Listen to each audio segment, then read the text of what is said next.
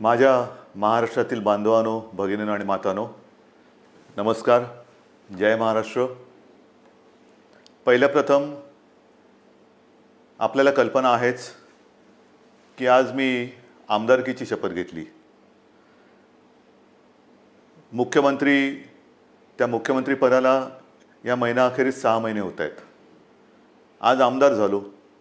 हे सगळं काही मी करू शकतो आणि होतो आहे हे आपल्या सर्वांच्या आशीर्वादाच्या जोरावरती आणि शुभेच्छांच्या जोरावरती. साहजिकच आहे, या निमित्ताने मला सर्व राजकीय पक्षांचे, महाविकास आघाडीतल्या सर्व नेत्यांचे, आमदारांचे आभार मानायचे आहेत.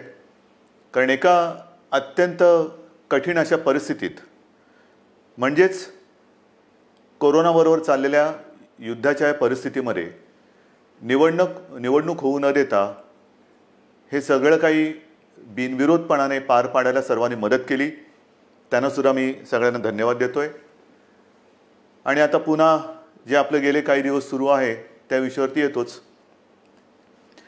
17 तारखेला पंतप्रधानांनी जो लॉकडाऊन जाहीर केला होता, दुसरा तिसरा, त्याची मुदत संपली आणि परत पुढचे 15 दिवस म्हणजे 31 मेपर्यंत संपूर्ण देश आणि साहजिकच आहे आपला महाराष्ट्रसुद्धा हा लॉकडाऊनमध्ये आहे.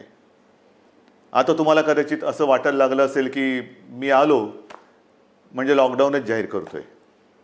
साहजिकच आहे, कोणालाही घरी विशेषतः कामाशिवाय डांबून ठेवणं किंवा बसवणं यासारखी मोठी शिक्षा असू शकत नाही. पण नीट समजून घ्या, मी कदाचित कोणाला आवडत असेल, कोणाला आवडत नसेल, की याच्याकडे काही उत्तरच नाही आहेत. हे लॉकडाऊन किती दिवस चालणार, किती काळ लॉकडाऊनमध्ये राहणार, याला काही उत्तर आहे की नाही, हा जो काही चक्रव्यूह आहे हा आपण भेदणार आहोत की नाही, उत्तर कोणाकडेच नाही आहे.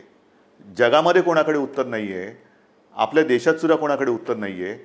आणि हे आता सगळ्यांना माहिती झालेलं आहे की जेव्हा एखाद्या युद्धात, विशेषतः ह्या युद्धामध्ये, युद्ध हे नेहमी शस्त्रांनीच लढलं जातं. इकडे आपल्याकडे शस्त्र नाही आहे. एक फक्त अंतर ठेवणं, स्वतःची काळजी घेणं आणि युद्ध जिंकणं, म्हणजे फार विचित्र आहे असे युद्ध. एकतर्फी नक्कीच नाही आहे, कारण आपण पूर्ण ताकदीने युद्ध लढतो आहोत. पण लॉकडाऊन वाढवला का? काही अंशी बरोबर आहे, काही अंशी नक्कीच बरोबर आहे. आपल्याला सर्वांना कल्पना आहे की आजही देशात, विशेषतः महाराष्ट्रामध्ये रुग्णांची संख्या वाढते आहे. मुंबईमध्ये वाढते आहे, ठाणे परिसरात वाढते आहे, पुण्यामध्ये वाढते आहे, संभाजीनगरमध्ये आहे, नाशिकमध्ये, मालेगावमध्ये आहे. या ठिकाणी रुग्णांची संख्या वाढते आहे. आणि ही रुग्णांची वाढती संख्या बघितल्यानंतर साहजिकच आहे मनात प्रश्न निर्माण होऊ शकतो, मग आपण नेमकं करतो काय आहोत, आत्तापर्यंत आपण केलं काय? मी गेल्याही वेळेला आपल्याला सांगितलं होतं की एक गोष्ट नक्की, की जी काळजी आपण मार्चपासून घ्यायला लागलो, जवळपास आपण कर्फ्यू, संचारबंदीपर्यंत आलो होतो आणि त्याच्यानंतर देशभरात लॉकडाऊन जाहीर केला गेला. जर हे आपण केलं नसतं तर जो एक अंदाज आपल्या देशात, महाराष्ट्रात आणि मुंबईमध्ये किती आत्तापर्यंत रुग्ण झाले असते, किती आत्तापर्यंत त्याच्यात मृत्यू पावले असते, हा अंदाज नुसता बघितला तरी अंगावरती काटा उभा राहतो. आणि म्हणून मी मागेही आपल्याला म्हटलं होतं की अजूनही शृंखला आपण तोडली जरी नसली तरी एक गोष्ट नक्की, की त्याच्या वाढीवरती, गुणाकारावरती नियंत्रण आपण हे नक्की ठेवलेलं आहे. गतिरोधक म्हणून हा जो काही लॉकडाऊनचा काळ आहे त्याचा आपल्याला नक्की उपयोग झालेला आहे. मग आता किती काळ चालणार? नुसता लॉकडाऊनकडे बघून चालणार नाही आहे. रेड, ऑरेंज, ग्रीन, रेडमध्ये सुद्धा कंटेनमेंट एरिया, हे असे जे काही आपण विभाग केलेले आहेत. ग्रीन झोनमध्ये आपण हळूवारपणाने जवळपास सगळं काही उघडायला परवानगी दिलेली आहे, ती अजूनही देत आहोत. आणखीनही तिथले निर्बंध हे येत्या काही काळामध्ये आपण आणखीन शिथिल करतो आहोत. ऑरेंज झोनमध्ये सुद्धा ही शिथिलता आणलेली आहे. रेड झोनमध्ये विशेषतः कंटेनमेंट एरिया आहे, तिथे मात्र अजूनही आपल्याला शिथिलीकरण करणं हे परवडणार नाही, नक्कीच नाही आहे. उद्योगधंद्याच्या बाबतीत काय आहे, मी मुद्दामून आज आपल्यासमोर थोडेसे आकडेवारी सांगणार आहे. काय काय झालेलं आहे, किती काय केलेलं आहे. पहिल्या प्रथम आरोग्यविषयक काय झालेलं आहे, नंतर उद्योगधंद्याच्या बाबतीत काय करतो आहोत. उद्योगधंद्याच्या बाबतीमध्ये सुद्धा तुम्हाला मुद्दामून मला सांगायचं आहे की नुसतं लॉकडाऊन नाही वाढवत आहोत, आपल्याला ही तारेवरची कसरत करायची आहे आणि ती करतो आहोत. एका बाजूला सुरक्षित राहण्यासाठी लॉकडाऊन म्हणजे सगळं काही थोडक्यात बंद, आणि दुसऱ्या बाजूला हळुवारपणाने काही गोष्टी आपण उघडतो. आजपर्यंत राज्यामध्ये साधारणतः 50,000 उद्योग सुरू करायला आपण परवानगी दिलेली आहे. हा आजचा आकडा आहे. आणि ह्या 50,000 उद्योगामध्ये जवळपास साधारणतः 5-1 लाख मजूर हे काम करायला लागलेले आहेत. तसं बघितलं तर राज्यामध्ये 70,000 उद्योग सुरू करायला आपण परवानगी दिलेली आहेच, पण 50,000 उद्योग हे प्रत्यक्ष सुरू झालेले आहेत. आपल्याला कदाचित हा जो काय एक रेड झोनमधला बेल्ट आहे, म्हणजे मुंबई, पुणे आणि त्याच्या आजूबाजूचा परिसर, इथे जे आपण राहतो आहोत, किंबहुना उदाहरणतः संभाजीनगर असेल, ज्या महापालिका आहेत त्यांच्या परिसरामध्ये आपण हे निर्बंध जरा कडक ठेवलेले आहेत, म्हणून आपल्याला ते जाणवत नाही आहे. पण ह्या विभागामध्ये आपण उद्योगधंद्यांना परवानगी दिलेली आहेच, नक्की दिलेली आहे. हे करताना खास करून मला उद्योगांसाठी काही गोष्टी जाहीर करायच्या आहेत. कारण सगळीकडे आता एक ठप्प, म्हणजे ज्याला आपण म्हणतो ना पॉजचं बटन दाबलं गेले, जगच असं पॉज झालेलं आहे. सगळं ठप्प, काहीच होत नाही आहे, इकडची गाडी तिकडे होत नाही आहे. असं वातावरण असताना उद्या जे काय आपल्याला एक भरारी घ्यायची आहे, नक्की घ्यायची भरारी घेणारच, कोणत्याही परिस्थितीत घेणार. तिकडे अजिबात मागे पुढे बघणार नाही. खरं म्हटलं तर आपल्या सरकारला आता 6 महिने होत आहेत. नवीन सरकार असताना नवीन स्वप्न आहेत आपली. आपण एक अर्थसंकल्प जाहीर केला काय, त्याच्यात नवीन गोष्टी जाहीर केल्या काय, आणि त्या अंमलबजावणीला सुरुवात करण्याच्या आधीच आपल्याला या संकटाला सामोरं जावं लागतंय. ह्या ज्या काही सगळ्या आपल्या योजना आहेत, या योजना कोणत्याही परिस्थितीत आपण अंमलात आणणार म्हणजे आणणारच. त्या एका हिमतीने आपण पुढे जातो आहोत. परंतु नवीन उद्योग येण्यासाठी एक वेगळी स्पर्धा आहे. कोण काय करते, कोण काय आणखीन सुविधा देते. महाराष्ट्रापुरतं बोलायचं झालं तर आज आपण महाराष्ट्रामध्ये जवळपास 40,000 एकरपेक्षा जास्त जमीन ही नवीन उद्योगधंद्यासाठी राखून ठेवत आहोत. 40,000 एकरपेक्षा जास्त. त्याचप्रमाणे नवीन उद्योजक जे येणार आहेत, नवीन उद्योग जे परदेशातून येतील, किंवा आपले काही उद्योजक आपले नवीन लोक काही नवीन उद्योग सुरू करू इच्छित असतील, ग्रीन इंडस्ट्रीज ज्याला आपण म्हणतो, म्हणजे प्रदूषण न करणाऱ्या इंडस्ट्रीज किंवा उद्योग, त्यांच्यासाठी सुरू करताना कोणत्याही अटीतटी त्यांना आपण ठेवणार नाही. परवानगीशिवाय तुम्ही उद्योग सुरू करा. फक्त अट एक, प्रदूषण करायचं नाही, अजिबात करायचं नाही. प्रदूषण करू नका, चला उद्योग सुरू करा, या आम्हाला पाहिजे. महाराष्ट्र तुमची वाट बघतोय. महाराष्ट्र हा नेहमी एक उद्योगशील आहे, सुधारणावादी आहे. म्हणून आपण नवीन जे उद्योजक येत आहेत त्यांच्यासाठी या अटीतटीचा सामना त्यांना करायला लागणार नाही, असं धोरण आपण बनवलेलं आहे. या नवीन उद्योजकांनो, या महाराष्ट्रामध्ये या. त्याचबरोबरीने साधारणतः पुढचे काही दिवस, म्हणजे असं म्हणतात की ह्या कोरोनानंतर जग बदललं जाणार आहे, नक्कीच बदललं जाईल. कदाचित हे नवीन उद्योजक येणार असतील, ते म्हणतील आम्ही येऊ इच्छितो, पण आम्हाला तुमच्याकडे जमीन विकत घ्यायला आत्ता आम्हाला परवडणार नाही. ठीक आहे, तुम्ही या, भाडेतत्वावरती जमीन तुम्हाला देतो, भाडेतत्वावरती जमीन देतो, या. तुम्हाला मूलभूत सुविधा असतील त्या तुम्हाला देतो, अटीतटीचा सामना तुम्हाला करावा लागणार नाही.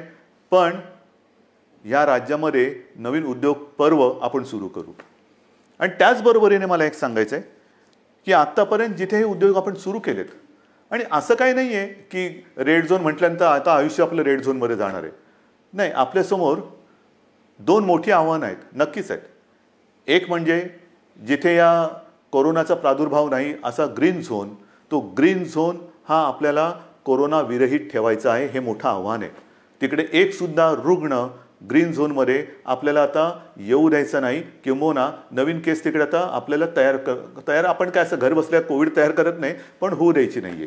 त्याच्यामुळे ग्रीन झोन हा ग्रीन झोन म्हणून मेंटेन करणं, आणि रेड झोन जो आहे तो रेड झोन हा लवकरात लवकर ग्रीन झोनमध्ये त्याचं रूपांतर करणं. म्हणजे रेड झोनसुद्धा आपल्याला हळूहळू हा ग्रीन झोनमध्ये आणायचा आहे. आणि म्हणून जिथे जिथे ग्रीन झोनमध्ये आपण उद्योगधंद्यांना परवानगी दिलेली आहे, अनेक ठिकाणी आपण बघतो आहोत की कामगारांची आता उणीव आहे. कामगार हे बरेचसे परराज्यातले निघून गेलेले आहेत. मला खास करून माझ्या महाराष्ट्राच्या भूमिपुत्रांना सांगायचं आहे, जसं आजपर्यंत तुम्ही महाराष्ट्रासाठी, महाराष्ट्र सुरक्षित ठेवण्यासाठी सरकारचं ऐकलत, घरामध्ये राहा, सुरक्षित राहा, ही एक आपली त्याच्यातले एक घोषवाक्य होतं. आतापर्यंत तुम्ही घरात बसलात आणि महाराष्ट्र वाचवलात. आता जिथे जिथे ग्रीन झोन आहे तुम्ही एका आत्मनिश्चयाने बाहेर पडलं पाहिजे की मी माझा महाराष्ट्र पुन्हा एकदा उभा करणार. मी जसा महाराष्ट्र वाचवलेला आहे, मी म्हणजे तुम्ही, मी एकटा नाही, तुम्ही. महाराष्ट्र आजपर्यंत आम्ही सुरक्षित ठेवला. या कोविडच्या प्रादुर्भावापासून हा जो ग्रीन झोन आहे तो सुरक्षित ठेवला. आता या ग्रीन झोनमध्ये जे उद्योग सुरू झालेले आहेत त्या उद्योगांना जर मनुष्यबळ कमी पडत असेल तर माझा महाराष्ट्र हा अगदी मोदीजींच्या भाषेत आत्मनिर्भर करण्यासाठी मी स्वतःहून आता पुढे येत आहे. या पुढे या. जे उद्योग आहेत, उद्योग सुरू झालेत, त्यातली ही संधी आहे. ही संधी तुम्ही घ्या. संधी वाया दौडू नका. या सगळेजण समोर या. उद्योग सुरू करू आपण. महाराष्ट्र उभा करू आपण. एक जगासमोर एक उदाहरण ठेवू की हा महाराष्ट्र खरंच लढवय्यांचा आहे. हा संकटाला भीत नाही. संकटामध्ये सुद्धा मर्दासारखा सामोर जातो तो हा शिवरायाचा महाराष्ट्र आहे. म्हणून मला जे ग्रीन झोनमध्ये आहेत आणि जिथे जिथे उद्योगधंदे सुरू झालेत पण मनुष्यबळ कमी पडत असेल तिथे मला आज भूमिपुत्रांची गरज आहे. भूमिपुत्रांनो पुढे या. ही आपली भूमी आहे, आपला महाराष्ट्र आहे. पुढे येऊन आपला महाराष्ट्र हा आपल्या पायावरती आपण उभा करू. हा निश्चय फार महत्त्वाचा आहे. हे उद्योगधंद्याचं झाल्यानंतर महत्त्वाचा मुद्दा काय आहे की आरोग्यविषयक काय. कारण अजूनही जे काही जणांना असं वाटतंय की हे एक अशीच भीती आहे, फ्लू काय, सर्दी आहे, खोकला आहे, होतो जातो, आजपर्यंत काय कोणाला झालं नाही. झालं ना. पण विशेष म्हणजे आत्तापर्यंतचा जो फ्लूचा एक भाग आहे त्याच्यात सुद्धा जसं स्वाईन फ्लू एक आहे त्याला औषध आलेलं आहे. पण ह्या कोरोनावरती अजूनही औषध आलेलं नाही. तोच एक मोठा धोका आहे. मी उगाच तुम्हाला आकडे सांगून काय घाबरवण्याची माझी इच्छा नाही, अजिबात नाही आहे. तुम्हाला भीती घालण्यासाठी मी आलेलो नाही आहे. पण मुंबईमध्ये जेव्हा आपण सुरुवात केली त्यावेळेला जी परिस्थिती होती ती परिस्थिती बघितल्यानंतर आजची जी परिस्थिती आहे, आपण काय काय आरोग्य सुविधा केलेल्या आहेत. आपण तुम्हाला कल्पना असेल गेल्याही वेळेला मी बोललो होतो आणि आज संध्याकाळी मी जाऊन आलो. मी होतो, उपमुख्यमंत्री होते, बाळासाहेब थोरात होते, एकनाथ शिंदे होते, आदित्य पण होता बरोबर, आपले मुख्य सचिव होते, महापालिका आयुक्त होते आणि विशेष म्हणजे तिथे आपले आरे राजीव जे MMRDA म्हणजे मुंबईतली मेट्रोचं काम आता जे अत्यंत चांगल्या पद्धतीने पुढे नेत आहेत त्यांनी गेल्या 10-12 दिवसामध्ये ही सुविधा मुंबईकरांसाठी तिकडे उभारलेली आहे. आज तिकडे जवळपास 1000 बेड्सचं एक चांगलं कोविड केअर सेंटर हे आपण उभं केलेलं आहे. येत्या 1-2 दिवसात त्याचा वापर सुरू होईल.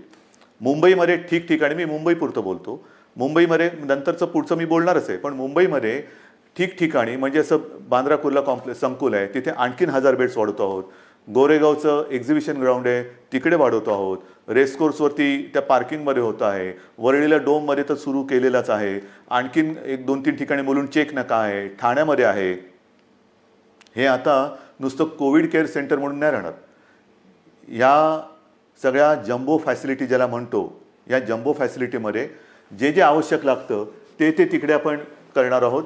म्हणजे विशेषतः सगळ्यांनाच काही व्हेंटिलेटरची आवश्यकता लागत नाही, पण अनेक जणांना ऑक्सिजनची आवश्यकता लागते. म्हणून ह्या सगळ्या सुविधांमध्ये ऑक्सिजनची सुविधा असणाऱ्या बेड्स हे आपण जास्तीत जास्त करतो आहोत. त्याचप्रमाणे काही ठिकाणी आपण अतिदक्षता विभागात म्हणजे ICU बेड्स हे सुद्धा उपलब्ध करत आहोत. ICU बेड्स म्हणजे हॉस्पिटलमध्ये तर आपण ते वाढवतोच आहोत, पण हॉस्पिटलच्या बाहेर ही जी काय आपण रुग्णसेवा किंवा सेंटर्स उभी करतो त्याच्यामध्ये सुद्धा ICU बेड्सची सोय आपण करतो आहोत. कदाचित ही काय अभिमानाची गोष्ट नाही, पण समाधानाची नक्की आहे की इतरत्र कुठेही नसेल अशी आरोग्य सुविधा आपण इथे निर्माण केलेली आहे आणि ती आरोग्य सुविधा आणखीन आपण पुढे वाढवत नेत आहोत. महाराष्ट्रामध्ये बोलायचं झालं तर महाराष्ट्रात आज मी आकडे घेऊनच बोलतोय. साधारणतः 1484 कोविड केअर सेंटर्स आहेत. 2,48,000 बेड वगैरे आहे, पण साधारणतः 2.5 लाख रुग्णशय्या ह्या आयसोलेशन म्हणजे ऑक्सिजनसह ह्या आज महाराष्ट्रामध्ये आपण उपलब्ध करत आहोत. 2.5 लाखाच्या आसपास. आज एक गोष्ट साहजिकच आहे, हे संकट एवढं मोठं आहे की काही वेळेला असं वाटतं की रुग्णांना बेड मिळत नाही आहे. याचं कारण रुग्णांची थोडीशी संख्या ही वाढती अशी वाटत असली तरी देखील आज आपण स्वयंपूर्ण होण्यासाठी किंबहुना पुढच्या महिन्यात साधारणतः किती रुग्ण होऊ शकतील ह्याची एक दक्षता घेऊन आपण हीही सुविधा वाढवतो. डॉक्टर्स येत आहेत, नर्सेस येत आहेत. मध्यंतरी मी आपल्याला माहिती आहे कोविड योद्धा म्हणून सगळ्यांना एक आवाहन केलं होतं. त्याच्यात सुद्धा काही हजार लोक म्हणजे महिला पुरुष हे मदतीसाठी धावून आलेले आहेत. मला अजूनही पाहिजेत, अजूनही पाहिजेत. ह्याचं कारण का? कारण नवीन सुद्धा जे आलेले आहेत ते आणि आत्ता आहेत ते, जसं गेल्या वेळेला मी आपल्याला बोललो होतो की पोलीस थकत आहेत, पोलीस आजारी पडत आहेत. काल परवा एका चांगल्या अधिकारीचा मृत्यू झालेला आहे. त्याच्यानंतर गडचिरोलीमध्ये नक्षलवाद्यांशी लढता लढता 2 पोलीस आपले तिकडे शहीद झालेले आहेत. हे सगळे ताणतणाव आहेत आणि ह्या ताणतणावामध्ये हे लोक आजारी पडण्याची वाट न बघता, मला तर कोणीच आजारी पडायला नको आहेत, आजारी पडण्याची वाट न बघता ह्यांना वेळोवेळी जर का आपण विश्रांती देत गेलो तर आपण सहजगत्या या संकटावरती मात करू शकू. म्हणून मला अजूनही कोविड योद्धा पाहिजेत. ज्यांची ज्यांची रुग्णसेवा करण्याची इच्छा आहे, तयारी आहे, त्यांनी सगळ्यांनी ह्या युद्धामध्ये स्वतःहून पुढे आलं पाहिजे. याचं कारण असं की आज देखील मुंबई असेल, ठाणा असेल, पुणा असेल, संभाजीनगर ह्या ज्या काही महापालिका आहेत तिकडे नाही म्हटलं तरी जो आपण कंटेनमेंट एरिया म्हणतो, म्हणजे जिथे एखादा रुग्ण सापडला तर त्याच्या आसपासचा काही परिसर आपण सील करतो. मग एक आपण साधारणतः शोध घेतो की याच्या अतिशय निकटच्या संपर्कात कोण आलेले आहेत, मग त्यांची चाचणी घेतो आणि त्याच्यानंतर आपण मग त्यांना क्वारंटाईनमध्ये किंवा लक्षणं जर असतील किंवा लक्षणं नसतील मग टेस्ट घेऊन त्यांना आपण आयसोलेशनमध्ये ठेवतो. किंबहुना जर लक्षणं असतील तर त्यांच्यावरती उपचार सुरू करतो. एका गोष्टीचं मला एक मुद्दाहून तुम्हाला मला आकडा द्यायचा आहे की आज आपण एक आकडा बघत असतो की महाराष्ट्रामध्ये किती रुग्ण आहेत, मुंबईमध्ये किती रुग्ण आहेत. महाराष्ट्राचा आकडा तुम्हाला माहिती आहे, मुंबईचाही तुम्हाला माहिती आहे, पण ह्याच्यामध्ये रोजचा वाढणारा आकडा आपण बघतो, त्यातून बरे होऊन घरी जाणारा आकडा आपल्या लक्षात येत नाही आहे. म्हणजे साधी गोष्ट आहे, जर का मुंबईपुरतं बोलायचं झालं तर साधारणतः मुंबईमध्ये आज 19,967 रुग्ण पॉझिटिव्ह आहेत. पण हा 19,500चा जो काय आकडा आहे त्याच्यामधले साधारणतः 5,000 रुग्ण हे बरे होऊन घरी पण गेलेले आहेत. म्हणजे 19,000 वजा 5,000 झाले. दुर्दैवाने काही मृत्युमुखी पडलेले आहेत. याचा अर्थ असा की लवकर जर का आले आणि व्यवस्थित त्यांच्यावरती उपचार केला गेला तर बरे होऊन घरी जाणारे रुग्णसुद्धा आहेत. काही रुग्ण तर मी मागेही आपल्याला बोललो होतो की 80% आसपास रुग्ण हे असेही आहेत की ज्यांच्या टेस्ट पॉझिटिव्ह येतात पण त्यांना कोणतीही लक्षणे दिसत नाहीत, असे रुग्णसुद्धा आहेत. तर ह्या सगळ्या गोष्टीचा विचार करून आपण आरोग्य सुविधा वाढवतो आहोत, ॲम्ब्युलन्सेस वाढवतो आहोत. संपूर्ण महाराष्ट्रभर जिथे जिथे आवश्यकता आहे तिथे तिथे आपण या आरोग्याच्या सुविधा वाढवत आहोत. आणि एका बाजूला या आरोग्य सुविधा वाढवत असताना उद्योगधंद्यांच्या बाबतीत सुद्धा मी सांगितलं की 50,000च्या वरती उद्योगधंदे सुरू झालेले आहेत. म्हणजे असं काही नाही की सगळं काही ठप्प होऊन बसलेलं आहे. जे अनेक जण मला विचारतात की काय हो महेर, तुम्ही लॉकडाऊन उठवत नाही, किती काळ असं बसायचं. मगाशी मी तुमच्याशी बोलत होतो, ह्याच्यात काय आहे, नुसतं सर्दी खोकला ताप तर येईल, आणखीन काय होईल, फ्लू काय कोणाला होत नाही, असं नाही आहे. जे गांभीर्य आहे ते या गोष्टीचं हेच आहे की जे गंभीरपणाने आजारी पडतात त्यांच्यावरती इलाज नाही आहे. आणि एक क्षण असं धरून चला की आपण लॉकडाऊन उठवून टाकतो लॉकडाऊन आजपासून, या सगळेजण इकडे तिकडे ये जा करा, काही करा. ही साथ जर का पसरली तर इतर देशामध्ये काय काय होते, ब्राझीलमध्ये काय झालं, ब्रिटनमध्ये काय झालं, अमेरिकेत काय चाललेलं आहे, इटलीमध्ये काय चाललेलं आहे, काय झालेलं आहे, मला हे कोणत्याही परिस्थितीत महाराष्ट्रात होऊ द्यायचं नाही आणि मी होऊ देणार नाही, अजिबात होऊ देणार नाही. मी टीकेचा धनी होईन. मी तुम्हाला मागेही बोललेलो आहे, महाराष्ट्रासाठी वाईटपणा घ्यायला माझी तयारी आहे, पण जे जे मला पटतं ते महाराष्ट्राच्या हिताचं मी करणार म्हणजे करणारच. आणि म्हणून जो रेड झोन आहे तिकडे मी अजूनही उद्योगधंदे पूर्णपणे उघडायला का देत नाही आहे की क्षणभर धरून असं धरून चाला की उद्योगधंदे उघडले आणि ही साथ त्यांच्यात घुसली. आजच मजूर आपापल्या घरी निघून गेलेले आहेत. म्हणजे उद्योगधंदे सुरू होतील आणि त्या मजुरांमध्येही साथ जर घुसली तर काही तर जीवानिशी जातीलच, आजारी तर पडतीलच. आणि मग त्यावेळेचा अघोषित जो लॉकडाऊन असेल तो किती काळ चालेल त्याचं उत्तर आपल्याकडे कोणाकडे नसेल. मग त्या लॉकडाऊनची वाट बघायची का आत्ता जे काही आपण हे संकट नाही म्हटलं तरी त्याचा वेग मंदावून रोखून ठेवतो आहोत, त्याचा पूर्ण अंदाज घेऊन हळूहळू टप्प्याटप्प्याने एक एक गोष्टी उघडत जायचं, हा विचार आपण करायला पाहिजे आणि तो आपण करतो आहोत. आणि तो जर का आपण करत नसतो तर तुम्ही एवढे सगळे जण या सरकारच्या सोबत राहिल्याच नसतात. इतर राज्यांमध्ये जाणारे जे मजूर आहेत त्या सगळ्या मजुरांची आजपर्यंत आपण अगदी व्यवस्थित काळजी घेत होतो आणि घेतली. दिवसातनं मी तुम्हाला सांगितलं की किमान 5.5-6 लाख मजुरांना आपण दिवसातनं 3 वेळा हे जेवण देतो. म्हणजे सकाळीचा नाश्ता ब्रेकफास्ट आणि दुपारचं आणि रात्रीचं जेवण, त्यांच्यासाठी आपण या सगळ्या योजना करत होतो. पण बरेच जण असं म्हणायला लागले की आम्हाला घर जाना आहे, गाव जाना आहे. तेव्हाही मी त्यांना वचन दिलं होतं की तुम्ही चिंता करू नका, आम्ही इतर राज्यांशी बोलतो आहोत, केंद्राबरोबर बोलतो आहोत.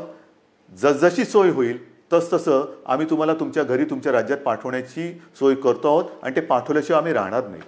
आणि त्याच्याप्रमाणे आज जवळपास मला वाटतं 5-1 लाख मजुरांना आपण ट्रेननी आणि बसेसनी हे इतर राज्यात अत्यंत नियंत्रित पद्धतीने हे पाठवलेलं आहे, कुठेही खळखळ होऊ न देता. पण मला एक काय सांगायचं आहे की हे सगळे जे काही इतर राज्यातले मजूर आहेत, रस्त्यावरनं चालत आहेत, अजूनही काही ठिकाणी आहेत, कशाला चालता, क्यों चल रहे? आपके लिए हम पूरी कोशिश नहीं, शुरुआत तो हुई है. ट्रेन से आप जा रहे हैं घर, बस से जा रहे हैं, तो ऐसे रास्ते पे मत चलो, रास्ते पे नहीं चलना. बीच में कोई फिर एक्सीडेंट कभी होता है, क्यों कर रहे हो ये सारी चीज़ें?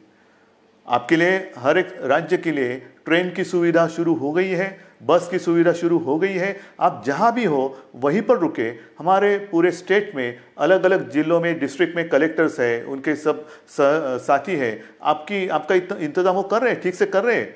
और जब भी ट्रेन की सुविधा, जैसे रोज़ाना कुछ ट्रेन चल रही है, कुछ उत्तर प्रदेश में जा रही है, बिहार में चल रही है, पश्चिम बंगाल में जा रही है, राजस्थान जा रही है, गुजरात जा रही है, जैसे जैसे वो आती जाएगी हम आपको भेज रहे हैं. बेताब ना होना, काही गरज नाही आहे. तुम्हाला आम्ही पूर्णपणे सुरक्षितपणाने तुमच्या राज्यात आम्ही सोडतो आहोत. आणि आजपर्यंत मी म्हटलं ना की एवढे मजूर हे महाराष्ट्रातून त्यांच्या राज्यात गेलेत, त्यांच्या घरी पोचलेत, बसेसने आपण पाठवलेले आहेत. आणि विशेष म्हणजे त्यांच्याकडनं आपण कुठेही तिकीट्स नाही घेतलेली. मुख्यमंत्री सहायता निधीतून त्यांचा खर्च केलेला आहे. काही संस्था पुढे आलेल्या आहेत, त्यांनी त्यांचे पैसे दिलेले आहेत. त्यांना हे, कारण हे गरीब आहेत, काम करणार आहेत, तळहातावरती पोट असणार आहेत. तळहातावरती पोट असल्यानंतर जर त्यांची रोजची मेहनत ही होणार नसेल किंवा काम मिळणार नसेल तर यांच्याकडे तिकिटाचे पैसे कुठून येणार? म्हणून त्यांना आपण आपल्या सरकारच्या माध्यमातून, सरकारच्या खर्चाने आपण त्यांना पाठवत आहोत.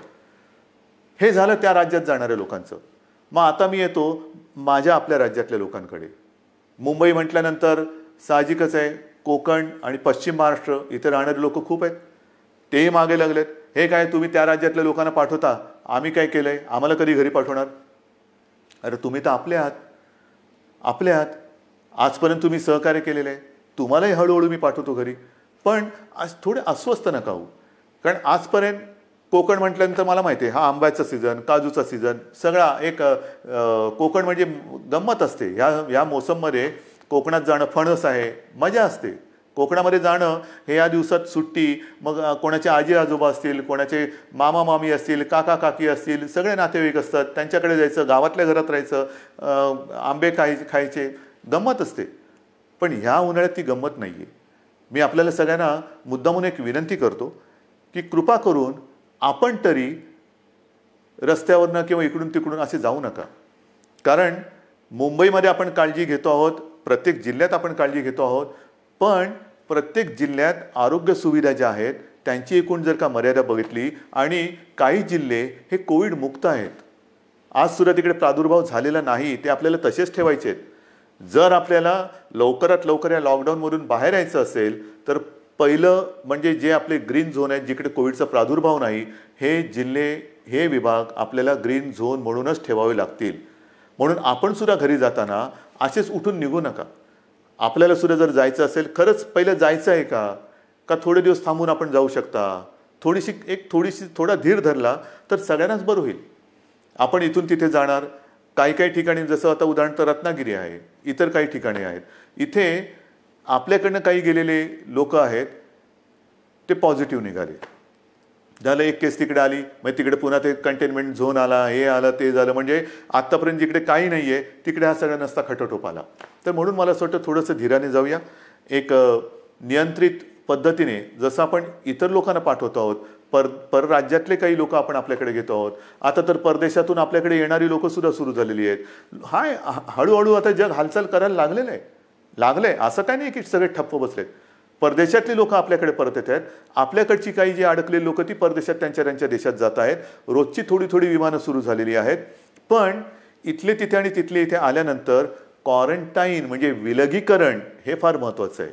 विलगीकरण, कारण आपण जर का कळत नकळत हा व्हायरस आपल्यासोबत नेत असू तर आपल्यापासून, मी जसं मगाशी म्हटलं ना की काही जणांना ह्याचा प्रादुर्भाव झाला आहे पण लक्षातही येत नाही एवढं चांगल्या पद्धतीने ते त्याचा प्रतिकार करतायत. म्हणजे लक्षणं नाही आहेत आणि कोणत्याही औषधाशिवाय ते बरेही होत आहेत. परंतु त्यांना जरी काही झालं नाही आणि होऊ नयेच तरी वाहक म्हणून ते काम करू शकतात. म्हणजे त्यांना काही नाही झालं आणि गेला घरी आणि कळत नकळत व्हायरसचा प्रादुर्भाव झाला असेल तर तो तिकडे दिला व्हायरस, म्हणजे तो इकडचा व्हायरस तिकडे गेला आणि जो तिथे नाही आहे तो पसरून ठेवला. म्हणून मला माझ्या खास करून कोकणातील बांधवांना, माता भगिनींना सगळ्यांनाच सांगायचं आहे, पश्चिम महाराष्ट्रातल्या सगळ्या बांधवांना भगिनींना सांगायचं आहे की कृपा करून घाई गडबड करू नका, अस्वस्थ होऊ नका. हे थोड्या काळापुरती ही परिस्थिती आहे, तिच्यावरती आपण मात करणार आहोत. आपले कुटुंबीय आहेत, आप्तजन आहेत, त्यांच्या सुरक्षेसाठी जर का आपण आपलं हे जाणं थोडंसं थांबवलं आणि काही दिवसानंतर जर जाण्याचा विचार केला तर महाराष्ट्रावरती, तुमच्या कुटुंबियांवरती फार मोठे उपकार आपले होतील. म्हणून कुठेही अस्वस्थ होऊन लगेचच्या लगेच जर जाण्याची गरज नसेल तर पुन्हा मी सांगतो की कृपा करून आपल्या घरी म्हणजे गावी जाण्याची घाई करू नका. आता पुन्हा मी थोडंसं एक सांगणार आहे की अनेक जण आता म्हणायला लागलेले आहेत की कोरोनासोबत जगायला शिका. म्हणजे काय करायचं? आमची तयारी आहे कोरोनासोबत जगायची, पण कोरोनाची तयारी का आम्हाला त्याच्यासोबत जगू द्यायची? कोरोना जर का तयार नसेल तर आपण कसं त्याच्यासोबत जगणार? पण हे जगणं जर का अनिवार्य असेल तर काही गोष्टी, म्हणजे कोरोनानंतर जग बदलेल, नक्की बदलेल. काय बदलेल? तर कोरोनानंतर आपल्याला जसं आपण म्हणतो ना की आजपर्यंत घरात राहा आणि सुरक्षित राहा, आता आपल्याला नवीन एक वाक्य घ्यावं लागेल. घरात राहा, सुरक्षित राहा हे झालं, पण घराबाहेर राहताना सावध राहा. नेहमी आपल्याला एक सावधानता बाळगायला पाहिजे.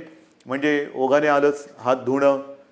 अनेक ठिकाणी मी असंच बघितलेलं आहे, कारण उन्हाळा आहे, घाम तर येतोच, मग आपण काय करतो, मास्क बाजूला करतो आणि हाताने रुमालाने तोंड पुसतो, बाजूला ठेवतो. तोच धोका आहे. पहिली गोष्ट, हात सतत धुत राहायचं. कारण नसताना किंबहुना शक्यतोवर तोंडाला, चेहऱ्याला हात लावायचाच नाही. कारण हा जो व्हायरस आहे अजूनही त्याच्यावरती संशोधन सुरू आहे. किती काळ कुठल्या पृष्ठभागावर तो किती काळ जिवंत राहू शकतो. समजा एखाद्याच्या शिंकेतनं, खोकल्यातनं, बोलण्याच्या त्या तुषारातून तो कुठे पडला असेल, त्याला हात लागला आणि तो कळत नकळत पुन्हा आपल्या डोळ्याला लागला तर डोळ्यातनं तो शरीरात जाऊ शकतो, नाकाला लागला, तोंडाला लागला.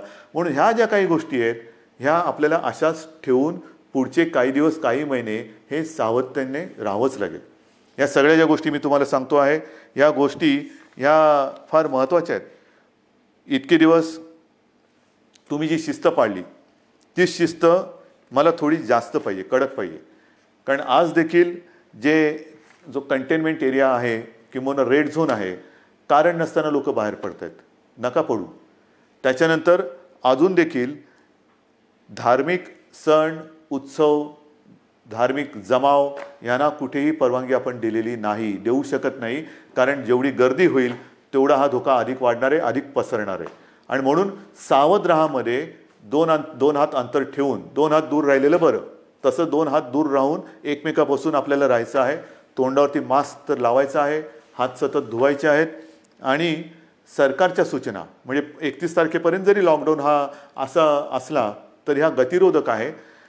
आजपर्यंत ग्रीन झोनमध्ये जवळपास सगळी बंधने आपण शिथिल केलेली आहेत. महत्त्वाचा मुद्दा, या ठिकाणी आता हळुवारपणाने काही दुकानंसुद्धा आपण उघडायला परवानगी देऊ येत्या काही काळामध्ये. कोणतीही गोष्ट ही सुरू करण्यापूर्वी आम्ही असं ठरवलं आहे, सरकारने असं ठरवलेलं आहे की जनतेला पूर्ण कल्पना द्यायची. कारण काही गोष्टी तुम्हाला कल्पना आहे, आपण उघडायला परवानगी दिली आणि ही जी काही झुंबड उडाली पुन्हा सगळं बंद करावं लागलं. काही देशांमध्ये हेही झालेलं आहे की लॉकडाऊन उठवला, झुंबड उडाली, साथ वाढल्यानंतर पुन्हा सगळं बंद करावं लागलं. तसं नाही करायचं. आपल्याला शांतपणाने एखादी गोष्ट आपण सुरू करू, ती सुरूच ठेवायची आहे. एखादी गोष्ट म्हणजे जसं मार्केट असेल, दुकानं असतील, आणखीन काही गोष्टी असतील, उद्योगधंदे असतील, एवढ्या शिस्तीने ते आपल्याला पुढे चालवायचे आहेत की एकदा सुरू केलेली गोष्ट पुन्हा थांबवण्याची वेळ येता कामा नये. आणि म्हणून तुम्हाला मी मध्ये मध्ये सूचना देत राहीन. काही काही गोष्टी सुरू करण्यापूर्वी, जसं आता उदाहरणार्थ आज 18 तारीख गेली, जून महिना म्हणजे शैक्षणिक वर्ष सुरू होणार. अजूनही काही जणांच्या परीक्षा राहिलेल्या आहेत. परीक्षांचं काय करणार, शाळा कशा सुरू करणार, शैक्षणिक वर्ष सुरू कसं करणार, ऑनलाईन सुरू करणार का प्रत्यक्ष शाळा सुरू करणार, हे सगळे मोठे विषय आहेत. मोठे विषय आहेत. आणि कोणत्याही परिस्थितीत शैक्षणिक वर्ष आपल्याला वाया जाऊ द्यायचं नाही, जाऊ देऊच शकत नाही आपण. शाळा कशा सुरू करायच्या, त्याच्यात खबरदारी काय घ्यायची, शिक्षण कसं सुरू करायचं, शाळा कॉलेजेस आली, ॲडमिशन्स आल्या, कशा करायच्या, कुठे आपण काय करू शकतो, याही विषयी आपला विचार सुरू आहे. आणि माझी तर इच्छा अशी आहे की हे जे संकट आहे हे कोणत्याही परिस्थितीत आपल्याला पावसाळ्यापूर्वी संपवायचं आहे. पावसाळ्यापूर्वी हे संपवायलाच लागेल. कारण जून महिना सुरू झाल्यानंतर शाळा कॉलेजेस यांचे प्रवेश, त्यांची शैक्षणिक वर्ष हे सगळं सुरू करावं लागतं आहे. आणि ह्या सगळ्याचा विचार करता मला असं वाटतं, जो वेग मी तुम्हाला मगाशीच सांगितलं, मी आकडे माझ्याकडे आहेत, साधारणतः मे किंबहुना एप्रिल शेवटापर्यंत महाराष्ट्रामध्ये काय रुग्णसंख्या झाली असती, ही संख्या जर का आपण बघितली असती तर थरकाप उडाला असता. मे मध्यामध्ये काय संख्या होऊ शकली असती, काय संख्या होऊ शकते, मे एंडला काय होऊ शकते, हे जे आकडे आपल्यासमोर शक्यता म्हणून येत होते किंवा येत आहेत, ते बघितल्यानंतर हे थरकाप उडवणारे आकडे. पण तिथपर्यंत आपण पोचलो नाही आणि तुम्हाला मी पोचू देणार नाही, अजिबात देणार नाही. जोपर्यंत तुमचा आणि माझा विश्वासाचा धागा हा मजबूत आहे तोपर्यंत मला खात्री आहे, नवे माझ्यात आत्मविश्वास आहे की हे संकट आपण नुसतं दूरच नाही तर परतून लावल्याशिवाय राहणार नाही. आणि म्हणून मला असं वाटतं, मलाही काही आनंद होत नाही आहे, अजिबात होत नाही की मुख्यमंत्री झालो आणि हे बंद ते बंद ते बंद. म्हणजे पूर्वी मुंबई बंद, भारत बंद आपण करत होतोच, पण हे अशा पद्धतीने नाही. हा बंद कोणालाच परवडणार नाही. आता आपल्याला सगळं पुन्हा एकदा जनजीवन हे रुळावरती आणायचं आहे. जनजीवन हे पुन्हा आपल्याला सहजतेने जगायला सुरुवात करायची आहे. पण ह्याची एक आता अशी शक्यता नव्हे, खात्री वाटते की हे जनजीवन पूर्ण सुरळीत व्हायला काही काळ हा जावा लागणार. जेवढी स्वयंशिस्त आपण अधिक पाळू तेवढे लवकर आपण ह्या बंधनातून मुक्त होऊ. जेवढी लवकर आपण या कोरोनाची साखळी तोडण्यात यशस्वी होऊ तेवढं लवकर आपण सगळे बंधनमुक्त होऊ. आणि म्हणून पुन्हा एकदा मी तुम्हाला सगळ्यांना विनंती करतो आहे की जे काही सरकार करतं आहे ते केवळ आणि केवळ कोणताही धोका या महाराष्ट्राला, महाराष्ट्रातल्या माता भगिनींना, बांधवांना होऊ नये त्याकरता ही पावलं उचलत आहे. साहजिक आहे, तुम्ही अस्वस्थ आहात, तुम्ही बेचैन आहात, कधी हे उघडणार हा प्रश्न जसा तुम्हाला आहे तसाच तो सर्वांना पडलेला आहे. पण जे काही करतो आहे ते केवळ आणि केवळ आपल्या सर्वांच्या हितासाठी करतो आहे. आजपर्यंत जसं तुम्ही सरकारला सहकार्य केलं तसंच सहकार्य याही पुढील काळात कराल अशी खात्री बाळगतो. आणि लवकरात लवकर ही साखळी तोडून आपण बंधनमुक्त होऊ ही आशा बाळगतो. जय हिंद, जय महाराष्ट्र.